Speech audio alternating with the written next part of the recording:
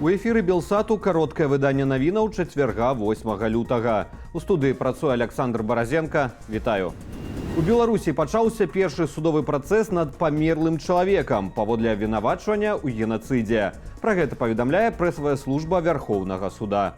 На уяўнай лаве падсудных Уладзімір Катрук, якога называюць адным з катаў Хатыні. У гады Другой сусветнай вайны Катрук служыў у складзе 118-га батальёну шуцманшафту. Ён памёр у Канадзе ў 2015 годзе ва ўзросце 93 гадоў. У якасці дзяржаўнага абвінаваўцы выступае намеснік генпракурора Алексей Стук. Нагадаю, магчымасць заводзіць крымінальныя справы супраць памерлых людзей, а пасля прыцягваць іх да суда з'явілася ў мінулым годзе. Раней у генпракуратуры заяўлялі, што сёлета плануюць накіраваць на разгляд каля 10-15 такіх справаў.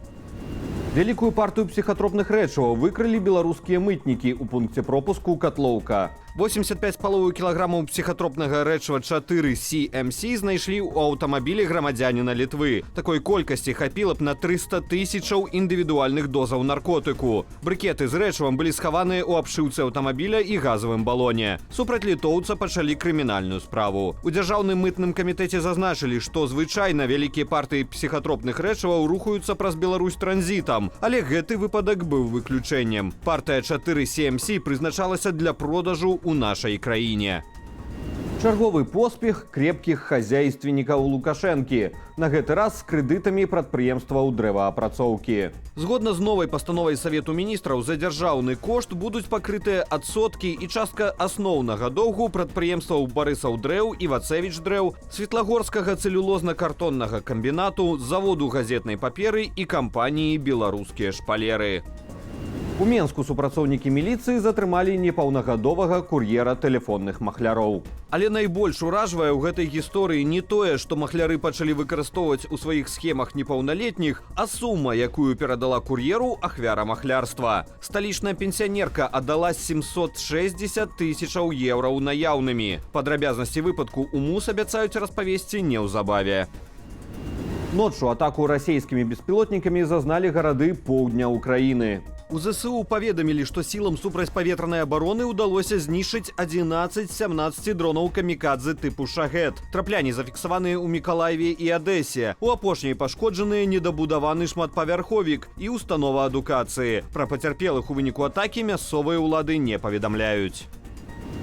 Другая спроба. Сёння Сенат ЗША паўторна прагаласуе за законапраект аб вылучэнні Украіне, Ізраілю і Тайваню вайсковай дапамогі на суму 60 мільярдаў долараў. Падчас учорашняга галасавання вялікі законапраект, што прадугледжваў таксама змены ў міграцыйнае заканадаўства і дадатковыя крокі для абароны мяжы, не змог набраць неабходных 60 галасоў. Таму сёння сенатары будуць галасаваць за асобны дакумент, які прапісвае толькі фінансава-вайсковую дапамогу для саюзнікаў.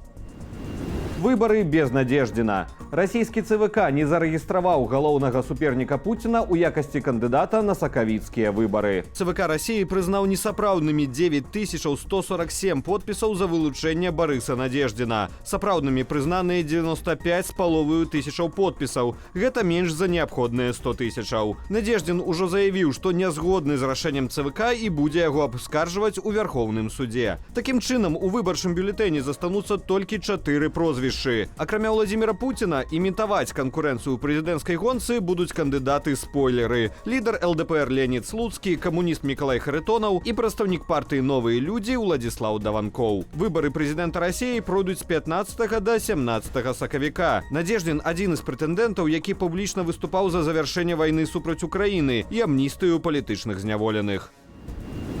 Ільхам Алієў перамог на пазачарговых прэзідэнцкіх выбарах у Азербайджане. Згодна з інфармацыяй ЦВК, дзейны кіраўнік дзяржавы набірае болей за 92% галасоў. Ніхто з іншых кандыдатаў не набраў і 3%. Варта зазначыць, што азербайджанская апазіцыя байкатавала кампанію і не прызнала вынікаў галасавання. А назіраць за выбарамі не дапусцілі прадстаўнікоў АБСЕ. Гэта першыя выбары прэзідэнта з моманту сілавога далучэння да Азербайджану Нагорнага Карабаху. Ільхам Алієў кіруе краіну з 2003 года. Раней 10 гадоў найвышэйшы пост займаў ягоны бацька Гейдар Алієў. Падрабязней пра гэтыя і іншыя навіны ў вечаровых выданнях «Аб'ектыву» і студыі «Белсат». Калі вы глядзіце нас на Ютубе і пры ўмове, што для вас гэта бяспечна, заклікаю ставіць лайкі, каментаваць і дзяліцца нашым выданнем, каб яго пабачылі як мага болей гледачоў. Я ж на гэтым з вами развітваюся. Беражыце сябе і заставайцеся з Белсатам.